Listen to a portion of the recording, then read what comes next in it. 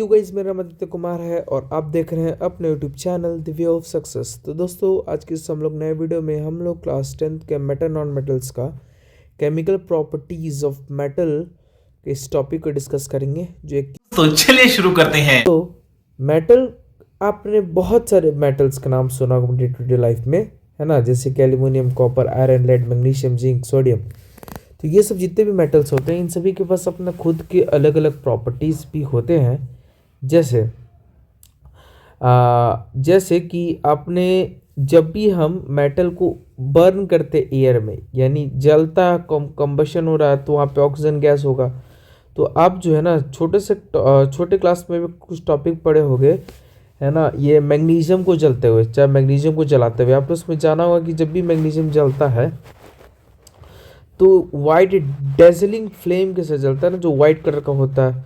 तो होता क्या है कि वो मैग्नीशियम की एक मेटल है और जो एयर में जिस गैस से जल रहा है वो ऑक्सीजन है, तो वो जलता तो कभी क्या बनाता है, मेटल ऑक्साइड बनाता है, ठीक है। और जब वो जल जाता है तो वो राख के रूप में अपना अलग हो जाता है। फॉर एग्जांपल, जैसे कि यहाँ पे लिखा हुआ है कि कॉपर जो है जब भी एयर के साथ हीट होता है तो वो कॉपर ऑक्साइड बनाता है जो काला कलर का होता है। It is a black oxide, ठीक है। जैसे Cu plus O2 equal to CuO, आप इसको बैलेंस कर सकते हैं, यहाँ पे देख सकते हैं। उसी प्रकार से जब एल्यूमिनियम रिएक्शन करता है तो वो Al2O3 बनाता है, ठीक है। एक एल्यूमिनियम का वैलेंसी कितना होता है, 3 वैलेंसी होता है, ठीक है। तो अगर 2 एल्यूमिनियम है तो वैलेंसी कितना, 6 हो गया, टोटल 6 इलेक्ट्रॉन लूज करेगा। और एक ऑक्सीजन लेता कितना है, 2 इलेक्ट्रॉन, तो 3 इलेक्ट्रॉन 6, तो 6 6 बराबर, इसलिए Al2O3। और यहाँ पे बैलेंस किया हुआ है, एल्यूमिनियम वहाँ पे इधर रिएक्टेंट में 4 है तो इधर 2 × 2 = 4, और उधर ऑक्सीजन 6 है तो 2 × 3 इधर 6 हो गया। तो ये बैलेंस किया हुआ है इक्वेशन। अगर कभी कभी इक्वेशन बैलेंस नहीं रहता तो आप बैलेंस कर सकते हैं, ठीक है। तो ये सब जो कुछ बेसिक चीज़ें हैं जो हमारे केमिस्ट्री में, हमारे नेचर में एग्जिस्ट करती है, कि कोई भी एलिमेंट, चाहे कोई भी मेटल, अगर वो ऑक्सीजन के साथ रिएक्शन करेगा तो मेटल ऑक्साइड का फॉर्मेशन करेगा। कुछ मेटल्स ऐसे होते हैं जैसे कि एल्यूमिनियम ऑक्साइड, जिंक ऑक्साइड, ये सब ना एसिडिक और बेसिक बिहेवियर दोनों शो करते हैं। आपने चैप्टर 2 में पढ़ा होगा कि जितने भी मेटल ऑक्साइड्स होते हैं वो सब बेसिक नेचर के होते हैं, और जितने भी एसिडिक और जितने भी नॉन मेटल ऑक्साइड होते हैं वो मेनली एसिडिक नेचर के होते हैं। लेकिन एल्यूमिनियम ऑक्साइड और जिंक ऑक्साइड एक ऐसे ऑक्साइड हैं जो एसिड के साथ और बेस के साथ, दोनों के साथ रिएक्शन कर सकते हैं और दोनों के नेचर को शो करते हैं। तो इसीलिए इस टाइप के ऑक्साइड्स को हम लोग एम्फोटेरिक ऑक्साइड्स कहते हैं। The oxide which react with acids and base, और they show acidic nature and basic nature, so they are called amphoteric oxide, ठीक है। तो वैसे जो एसिड बेस से दोनों से रिएक्शन करते हो, चाहे एसिड बेस चाहे दोनों के नेचर को शो करता हो, उसको हम लोग एम्फोटेरिक ऑक्साइड बोलते हैं। जैसे Al2O3 एसिड के साथ भी रिएक्शन किया HCl के साथ, फिर AlCl3 प्लस H2 बनाया, फिर उसी तरीके से Al2O3 बेस के साथ NaOH के साथ रिएक्शन किया। और यहाँ पे सोडियम एल्यूमिनेट, है ना, सोडियम पहले है, एल्यूमिनियम बाद में, ऑक्सीजन बाद में, ठीक है। तो ये सोडियम एल्यूमिनेट, इसको याद करना पड़ेगा आपको, याद कर लीजिएगा। तो ये सोडियम एल्यूमिनेट का फॉर्मेशन करता है। तो ज़्यादातर जितने भी मेटल ऑक्साइड होते हैं वो मेनली इनसोल्यूबल होते हैं, लेकिन कुछ मेटल ऑक्साइड ऐसे होते हैं जो वाटर में डिजॉल्व होते हैं, चाहे कुछ, है ना, तो उनको हम लोग अल्कलीज बोलते हैं। अब अल्कली पढ़े होंगे चैप्टर 2 में, कुछ बेसिस जो वाटर में डिजॉल्व होते हैं उनको हम लोग अल्कलीज बोलते हैं। तो सोडियम और पोटाशियम दो ऐसे एलिमेंट है, चाहे वो ऑक्साइड के रूप में रहे चाहे वो बेस के रूप में रहे, ये इतने ज़्यादा स्ट्रांग होते हैं कि नॉर्मली ऐसे भी लोग वाटर में डिजॉल्व हो जाते हैं, है ना। और जब भी इनको वाटर में डिजॉल्व किया जाता है इन अल्कलीज को, है ना, तो ये क्या चीज़ का फॉर्मेशन करते हैं, बेस का। तो जब भी कोई मेटल ऑक्साइड प्लस वाटर के साथ अगर इनका रिएक्शन होता है तो क्या चीज़ का फॉर्मेशन करते हैं, बेस का, ठीक है। तो ये इसीलिए क्योंकि ये बहुत स्ट्रॉन्ग है ना, नॉर्मली कोई भी मेटल ऑक्साइड, ठीक है, जब भी वो वाटर के साथ रिएक्शन करेगा तो वो बेस बनाएंगे। लेकिन इन्हीं में से कुछ बेस जो बनेंगे वो अल्कलीज होंगे, क्योंकि ये वाटर में डिसॉल्व हो सकते हैं, सोल्यूबल होते हैं वाटर में, लेकिन कुछ सोल्यूबल नहीं होते तो उनको हम लोग अल्कलीज नहीं बोलते हैं, ठीक है। अब ये जो पोटाशियम और सोडियम है इतने खतरनाक मेटल हैं कि अगर इनको ओपन में रख दिया जाए चाहे वाटर में रख दिया जाए तो बहुत खतरनाक तरीके से तुम रिएक्शन करते हैं, आग पकड़ लेते हैं। इसीलिए किसी भी एक्सीडेंटल फायर से प्रिवेंट करने के लिए लोगों को इसको हम लोग अगर केरोसिन ऑयल में इमर्ज डुबा करके रखते हैं कि ये ज़्यादा कुछ हादसा एक्सीडेंटल फायर ना हो, ठीक है।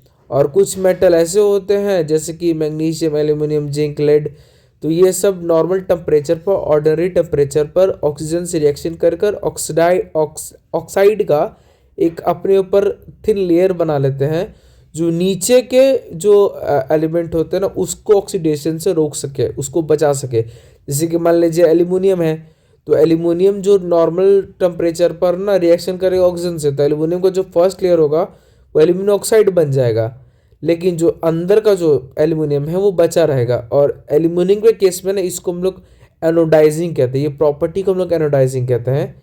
जैसे यहाँ पे लिखा भी हुआ है, यहाँ पे आपको देखिए डू यू नो में लिखा होगा, anodising is a process forming a thick oxide layer of aluminium.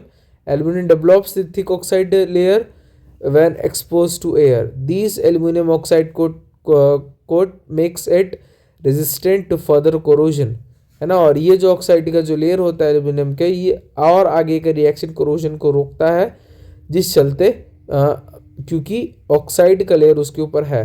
फिर बाद में हम लोग उस एल्यूमिनियम आर्टिकल में से ऑक्साइड पार्ट को अलग कर सकते हैं, ठीक है, इलेक्ट्रोलाइसिस करके, पढ़े होगे आप लोग, और सल्फ्यूरिक एसिड में, ठीक है, उसमें डुबा करके फिर अलग हम लोग कर सकते हैं। फिर उस तरीके से हमको फिर एल्यूमिनियम मिल जाएगा वो, ठीक है। तो ये सब चीज़ है, इसे आपको पता होना चाहिए जो मैंने आपको यहाँ पे बता दिया, है ना। उसके बाद हम लोग आगे देखते हैं, और आगे अपना छोटा सा टॉपिक है कि what happens when metal react with water. क्या होगा अगर कोई मेटल वाटर के साथ रिएक्शन करेगा। तो देखिए हम लोग यहाँ पे देखते हैं कि मेटल जो होता है वो वाटर के साथ रिएक्शन करता है और वो मेटल ऑक्साइड का फॉर्मेशन करता है। अब यहाँ पे एक एक्टिविटी है, इस एक्टिविटी में आप देखिए कि एक जगह पानी लिया हुआ है, ठीक है, और वहाँ पे एक जगह बर्नर है जहाँ पे glass wools soaked in water, है ना। किसी ग्लास में कोई वूल लिया है जो पानी में सोक किया गया है, ठीक है, और नीचे बर्नर जला दिया गया है और एक मेटल सैंपल लिया गया है, ठीक है। अब वो जो वुल था जो वाटर में डुबा करके रखा हुआ था, जिसे वाटर सोखते हुए पानी एब्जॉर्ब किया गया था, उसको हीट किया जा रहा है। अब देखिए अब मेटल सैंपल है तो दोनों रिएक्शन करेंगे उसमें, और जब वो रिएक्शन करेंगे तो फिर देखिए यहाँ से कॉर्क है, फिर उसको एक डिलीवरी ट्यूब से पास करवाया गया है, और जैसे ही वो पास किया गया है वाटर से, तो वहाँ पे वाटर और हाइड्रोजन गैस अलग हो रहा है, ठीक है। तो ये एक रिएक्शन आपको यहाँ पे बताया गया है। अब देखिए इसी को यहाँ पे नीचे किया गया है कि जब भी कोई मेटल वाटर के साथ रिएक्शन करता है तो मेटल ऑक्साइड प्लस हाइड्रोजन बनाता है। बहुत इजी है। अब देखिए यहाँ पे जो था एक मेटल है, ठीक है, वाटर के साथ रिएक्शन किया है तो क्या बनाएगा वो, मेटल ऑक्साइड प्लस हाइड्रोजन। देखिए यहाँ पे देखिए यहाँ पे हाइड्रोजन गैस अलग हो रहा है कि नहीं हो रहा है, अलग हो रहा है, जो बबल्स के रूप में अलग हो रहा है, और मेटल ऑक्साइड फॉर्म होके उसी में रह जाएगा, फिर उसको लोग निकाल लेंगे, है ना। क्योंकि बर्नर है तो पानी जो है H2 है वो टूटेगा, हाइड्रोजन अलग ऑक्सीजन अलग, और ऑक्सीजन जो है उस मेटल के साथ रिएक्शन कर लेगा, मेटल ऑक्साइड बना लेगा, और जो हाइड्रोजन टूट के अलग हुआ है वो अलग से निकल जाएगा। यहाँ पे आप देख सकते हैं, ठीक है। तो इसी तरीके से होता है कि जब भी मेटल वाटर के साथ रिएक्शन करता है तो ऑक्सीजन मेटल को पकड़ लेता है और वहाँ पे जो हाइड्रोजन होगा वो अलग हो जाएगा, ठीक है। और इसी में लिखा है कि जब फिर वही मेटल ऑक्साइड को फिर से लोग वाटर के साथ रिएक्शन करवाते हैं तो वहाँ पे वो क्या बनाता है, हाइड्रोक्साइड। कुछ देर पहले हमने देखा था यहाँ पे भी कि मेटल ऑक्साइड वाटर के साथ रिएक्शन करता है तो वो मेटल हाइड्रोक्साइड बनाता है, नहीं बेस बनाता है। फिर यहाँ पे भी वही बात यहाँ पे दिखाया है कि जब भी मेटल ऑक्साइड वाटर के साथ रिएक्शन करता है तो मेटल हाइड्रोक्साइड बनाता है, ठीक है। इसे भी याद रखिएगा। लेकिन होता है क्या है कि ये जो टॉप मोस्ट एक्टिव एलिमेंट है जैसे कि सोडियम, पोटाशियम, ये सभी बात को मानता ही नहीं है, कहता भाई हम तो ऐसे भी वाटर के साथ रिएक्शन करेंगे ना तो बेस बना लेंगे, क्योंकि ये सब इतना खतरनाक ही जो होता है ना वाटर के साथ बहुत भयंकर से रिएक्शन करता है। इसलिए कुछ मेटल जैसे कि पोटाशियम और सोडियम ये कोल्ड वाटर, ठंडे पानी के साथ इतने भयंकर तरीके से रिएक्शन करते हैं कि उसी मतलब इतना भयंकर तरीके से रिएक्शन करते हैं ना कि जो हाइड्रोजन जो निकलता है ना, हाइड्रोजन में आग पकड़ लेता है, बहुत भयानक रिएक्शन करता है। ठीक है, इसीलिए क्योंकि वो हीट रिलीज कर रहा है, इसलिए ये रिएक्शन क्या हो जाएगा, एक्सोथर्मिक रिएक्शन हो जाएगा। जैसे कि पोटासियम रिएक्ट किया वाटर के साथ तो पोटासियम हाइड्रोक्साइड बना है, और हाइड्रोजन जो निकला है वो उसमें आग लगा है, इसलिए वहाँ पे हीट एनर्जी प्रोड्यूस हुआ है। उसी ये सेम केस फिर तुम आप सबका ये सोडियम के साथ भी होगा। फिर उसके नीचे कुछ रिएक्शन है कैल्शियम के बारे में। तो कैल्शियम जो है ना उतना वॉलेट नहीं है, कहता ना भाई मैं तो सीधा साधा बंदा हूँ, मेरे को इतना खतरनाक तरीके से रिएक्शन करना ही नहीं है। फिर वो क्या करता है, वो भी लेकिन सीधा साधा, इसलिए जब भी वो रिएक्शन करता है तो उतना हीट प्रोड्यूस नहीं कर पाता है, और हाइड्रोजन में भी आग नहीं लगता है। ठीक है, अब यहाँ पे उसका कुछ रिएक्शन है। तो जैसे कैल्शियम और वाटर रिएक्शन किए हैं, जो कैल्शियम हाइड्रोक्साइड बना है, ठीक है ना, लेकिन ये भी बेस बना लेता है। ठीक है, और यहाँ पे हाइड्रोजन गैस में आग नहीं लगता क्योंकि कैल्शियम थोड़ा लेस वायलेंट होता है। फिर नीचे कुछ है, जैसे कि कैल्शियम जो होता है वो फ्लोट करने लगता है, क्योंकि जो हाइड्रोजन का बबल्स है वो फॉर्म होता है, और वो मेटल के सरफेस पर चिपका हुआ रहता है, इसलिए मेटल को उठा लेता है। ठीक है, उसी तरीके से मैग्नीशियम जो है कोल्ड वाटर से रिएक्शन नहीं करता। ये खतरनाक भाई, मैं कोल्ड वाटर से रिएक्शन नहीं करूँगा, ये हॉट वाटर से रिएक्शन करता है। और इसके साथ भी सेम केस, ये भी वाटर पे फ्लो करने लगता है, क्योंकि जो बबल्स है वो मैग्नीशियम के ऊपर चिपक जाता है। लेकिन एल्युमिनियम आयरन जिंक एक ऐसे मेटल है जो ना कि ठंडे पानी से ना ही गर्म पानी से रिएक्शन, ये बल्कि ये लोग स्टीम भाप के साथ रिएक्शन करते हैं। जैसे कि एल्युमिनियम वाटर के साथ रिएक्शन किया तो ये यहाँ पे भी बेस बनाएगा। ठीक है, मेटल प्लस वाटर क्या यहाँ पे बेस बना रहा है। ठीक है, फिर आयरन, फिर यहाँ पे भी ये बेस बना रहा है। तो ये सब चीज़ें आपको देखना पड़ेगा, लेकिन याद रखिएगा, देखा उसमें याद क्या करना है। सबसे बात, कुछ मेटल्स जैसे कि आपके पोटाशियम, सोडियम, कैल्शियम, एल्युमिनियम और आयरन, ये जो आपके कितने 5 एलिमेंट्स हैं, ये 5 एलिमेंट्स की आपको, ठीक है 5 नहीं 6 एलिमेंट्स, इन 6 एलिमेंट्स के आपको रिएक्शन याद होना चाहिए, क्योंकि मेटल के साथ, मेटल ही डायरेक्ट वाटर के साथ रिएक्शन करेगा तो बेस बना लेते हैं। लेकिन हमने पहले क्या पढ़ा कि मेटल ऑक्साइड जब वाटर के साथ रिएक्शन करेगा तब बेस बनाएगा, लेकिन ये लोग पहले ही बेस बना रहे हैं, क्योंकि ये जो 5 एलिमेंट है ये सब टॉप मोस्ट रिएक्टिव, सबसे ज़्यादा रिएक्टिव एलिमेंट में इनकी गिनती होती है इसीलिए। लेकिन बाकी जो लीस्ट रिएक्टिव चाहे मिडिल मोस्ट रिएक्टिव एलिमेंट्स होंगे, जो अभी रिएक्टिविटी सीरीज आगे पढ़ेंगे तो उसमें हम लोग जान लेंगे कि वो सिर्फ मेटल ऑक्साइड और वाटर जब रिएक्शन करेंगे, उनके मेटल ऑक्साइड और वाटर के साथ रिएक्शन करेंगे तब वो मेटल हाइड्रोक्साइड बनाएंगे, और उनके केस में जब भी मेटल वाटर के साथ रिएक्शन करेगा तो मेटल ऑक्साइड प्लस हाइड्रोजन बनाएगा। और ये सब में पहले ही बेस क्यों बन जाता है, क्योंकि ये थोड़े मोड़े वायलेंट एलिमेंट्स है, वायलेंट मेटल्स हैं, इसीलिए वाटर के साथ थोड़ा खतरनाक एक्सोथर्मिक रिएक्शन करते हैं, इसलिए इनका बेस बन जाता है। ठीक है, अब फिर अभी हम लोग एक और टॉपिक देखते हैं दोस्तों, कि क्या होगा अगर कोई मेटल एसिड के साथ रिएक्शन करेगा। तो इजी है, ये आपने पहले चैप्टर 2 में पढ़ चुका है। हमने पढ़ा है कि जब भी कोई मेटल एसिड के साथ रिएक्शन करता है तो वो सॉल्ट प्लस हाइड्रोजन प्रोड्यूस करता है ना। लेकिन एक एसिड है जिसका नाम है HNO3 यानी नाइट्रिक एसिड, जब भी कोई मेटल इसके साथ रिएक्शन करता है तो हाइड्रोजन गैस बनता ही नहीं है, क्योंकि ये एक ऑक्सीडाइजिंग एजेंट है। क्योंकि ऑक्सीडाइजिंग एजेंट है इसलिए हाइड्रोजन जो ऑक्सीडाइज हो जाता है और वाटर बना देता है। ठीक है, नहीं तो अगर वो Na2 बना देगा, NO बना देगा, NO2 चाहे N2O बना देगा, क्योंकि वो ऑक्सीडाइजिंग एजेंट है। ठीक है, लेकिन 2 एलिमेंट और है जिसका नाम है मैग्नीशियम और मैंगनीज, ये दोनों कहता है, इतना ढीठ है ना, कहता है तुम हाइड्रोजन गैस नहीं बनाएगा, ये दोनों रिएक्शन करता है तो हाइड्रोजन गैस बनिए जाता है। कहता है कि HNO3 थोड़ा लिमिट में, देख रहे हो कितना खतरनाक है ये। तो ये सब चीज़ था जो हमने देखा कि जब भी कोई एसिड मेटल के साथ रिएक्शन करता है तो salt plus hydrogen gas produce करता है, लेकिन कभी कभी HNO3 थोड़ा नखरा दिखाता है, नहीं मैं तो हाइड्रोजन गैस बनाता ही नहीं है, उसको ऑक्सीडाइज कर देता है क्योंकि ऑक्सीडाइजिंग एजेंट है। ठीक है, और ये सब चीज़ था। अब हम लोग टॉपिक देखते हैं रिएक्टिविटी सीरीज। ठीक है, तो रिएक्टिविटी सीरीज आगे देखेंगे। रिएक्टिविटी सीरीज क्या होता है कि जैसे कि जो मेटल्स होते हैं वो एक फॉर्म में अरेंज होते हैं, उसमें पता चलता है कि कौन मेटल कितना वायलेंट है। जैसे कि मैग्नीशियम, एल्यूमिनियम, जिंक, आयरन यहाँ पे होगा, तो ये सब चीज़ है। ठीक है, अब एक छोटा सा डू यू नो में जान लीजिए। एक टर्म है एक्वारेजिया, जिसको हम लोग जिसका लैटिन वर्ड है रॉयल वाटर, एक्वारेजिया। कहा जाता है कि जो एक्वारेजिया होता है वो हाइड्रोक्लोरिक और नाइट्रिक एसिड के मिक्सचर से बनता है, जिसमें अगर 3 लीटर हाइड्रोक्लोरिक एसिड होगा तो 1 लीटर आपका नाइट्रिक एसिड होगा, क्योंकि ये 3:1 के रेशियो में होता है। ठीक है। एक्वारेजिया आपने देखा होगा कि कभी कभी देखना कि है ना, महिला लोग को ज्वेलरी का बहुत शौक होता है, तो अगर वो कोई उनका ज्वेलरी अगर पुराना हो जाता है तो वो लोग इस ज्वेलरी के शॉप में जाते हैं उनको पॉलिश करवाने के लिए।